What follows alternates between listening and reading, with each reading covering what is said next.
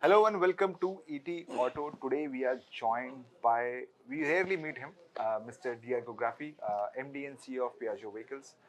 Piaggio operates in different segments from three-wheelers to two-wheelers and also have a sports motorcycle brand Aprilia. What are the bets that you've been taking this year? How has been the focus of the company? What is the growth structure looks like?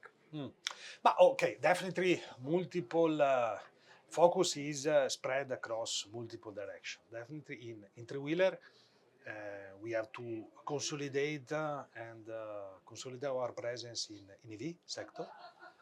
Worth to mention that we have been among the first player in L5 category since 2019, so we have good how to say base of customer that are already enjoying our three-wheeler EV all across India. Uh, we have seen multiple launches coming from many competitors. We have seen big fight in terms of prices. We have to see what will be the challenge after for the entire industry after incentive will go away because it has been announced that it will not go beyond the 31st of March 2026. But going at the rate of retail, we presume that by beginning of November, beginning of December, the funds will be exhausted. So we have to see what will be the reaction. Right. So definitely EV is one priority that we have with the new launches also that we have. So what is the penetration level for EVs for you specifically? For us, is in the range of 20-25% Wow. of our domestic sales. Since now 2-3 years, I would say, is steadily, let me say, continuing at that. Consumer in this particular bracket understands the advantage of EVs and Of course, they understand now ecosystem has been built up. Right. What was not there until 3-4 years back. Right.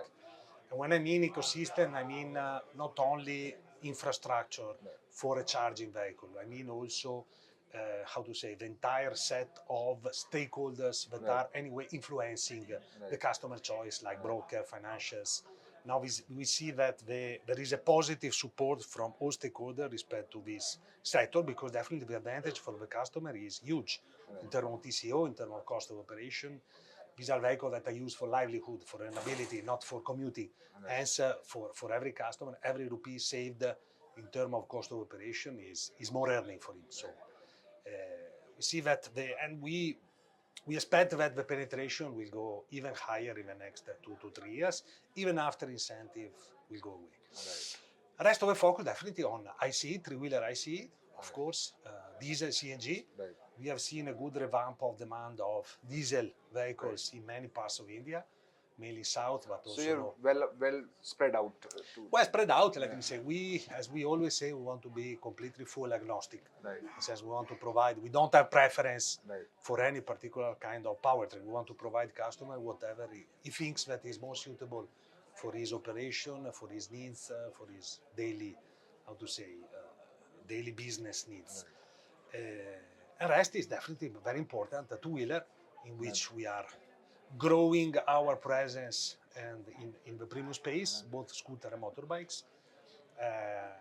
Motorbikes, we are very, very, very into of the response that we got in the field from the new Aprilia range, both RS and Tuono, not only locally but also export markets, have been accepted very, very, very well. And so, how has GST impacted you as a company? but we have to see in the midterm because how to say we have seen assisted a little bit of slowdown in terms of conversion of inquiries in the last since when the announcement came, because of course customers prefer to wait until the new GST regime will be completely operative. So we are trying to compensate this effort, giving some how to say incentive to the customer for increasing conversion. But definitely, I think that this announcement is coming at the perfect time because GST cut with for three-wheeler and two-wheeler I see along with festive season, the Sera Diwali in October, we expect that will be one of the best festive season ever in India for automotive sector. So we are very excited to see what will happen. So as a Piaggio company, what are your mid to long term growth targets in all these three different segments? How do you see the company growing in India? Where do you see the Indian automotive industry going? But overall, the two sectors in which we are playing, both three-wheeler and two-wheeler, I think that the perspective, even more after this announcement of GST regime, is extremely positive. we have seen a little bit of flattening of demand for both sectors since the beginning of this year, because I think that the post-COVID pent-up demand has got exhausted in many parts of India. Now I think that this change will definitely give a further boost of demand, because due to frequent change of regulation, definitely the cost of both solution, three-wheeler and two-wheeler, has gone quite high respect to the past. But a 6 phase 2 plus safety system like ABS now is in discussion also for two-wheeler. I think that this intervention was very much needed to give back again customer the confidence that they can afford, let me say, this kind of solution with the high level of technology now that we see. Because it's worth mentioning that also three-wheeler has become quite sophisticated from a technological point of view kind of product. So I think that going forward we see 26, 27, 28 a very good growth path for India, for Piaggio in India, and also for export market, both for three-wheeler and two-wheeler. So what is the product roadmap looks like for Piaggio? Are you planning to launch more products in the sports bike segment, or the two-wheelers or three-wheelers? Or do you think that the current product portfolio is good enough to take care of the market? No, of course, market, how to say, industry in India is changing continuously. You see continuously introduction of new solution coming from competitors. So if you want to continue to be competitive or at par with what the market is offering, you have to continue evolving and continue investing.